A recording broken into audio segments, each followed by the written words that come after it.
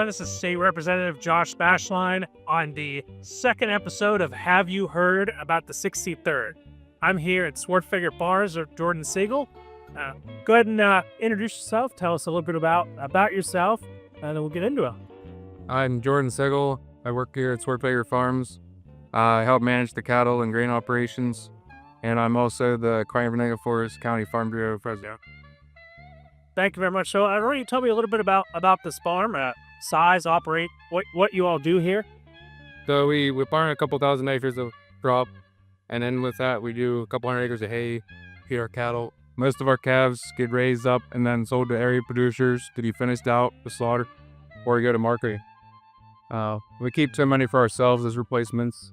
So yeah, that's basically the cow operation in a nutshell. How many cows just say go through here? What kind of the numbers that you do? Probably 150 calves a year, around there, big. Nice. So tell me a little bit about the cows afterwards, like the production, any issues you might have, and some general knowledge about what the process is.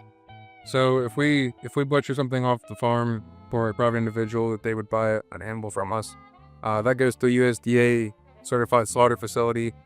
We use a local facility over here in Clarion County, and then it gets packaged and sent to the consumer as a finished product.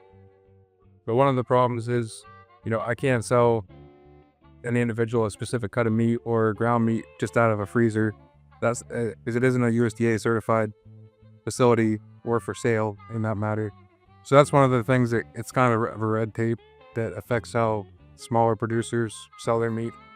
But locally, the issue is a lot of people calve at the same time, and then their animals are ready in about the same approximate time. So, with the limited number of USDA slaughter facilities, getting an appointment, you have to book it ahead of time, and you have to be, very organized that way to get things in and out.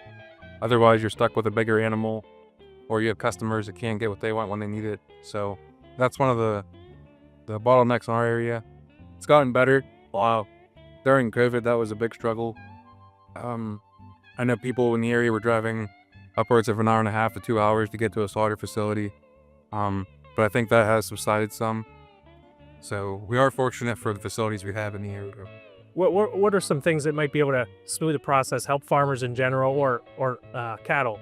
Well, one that comes to mind is a lot of big box stores will sell meat, whether it's beef or chicken, at a loss because it gets you to the store to buy other goods. So the more people shop local, come to a farmer and say, hey, I want to buy a half. I have someone that wants to buy the other half. That is the quickest way to get a quality product in the area. The farmer, see how the animals are produced and raised and taken care of. So that's one of the biggest things I recommend to people. I'm not saying big box store meat isn't quality, but everybody has their opinion.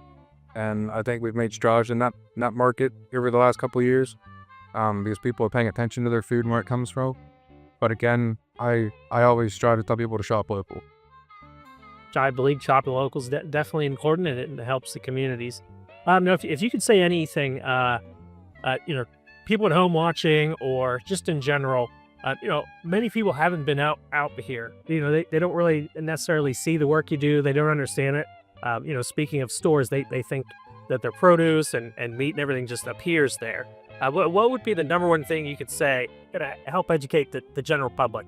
Well, I think one way is to start talking about it at a young age with kids. Introduce kids, okay, it's food, but you have to slowly introduce them in a friendly way of where their food comes from. You don't tell them how it got to the plate. You can let them know that, somebody put their time and effort and sweat and tears into raising this animal for you to enjoy later on. I think it starts there. I think we need to do a better job of educating young students in schools on where their food comes from. Thank you very much. Yep.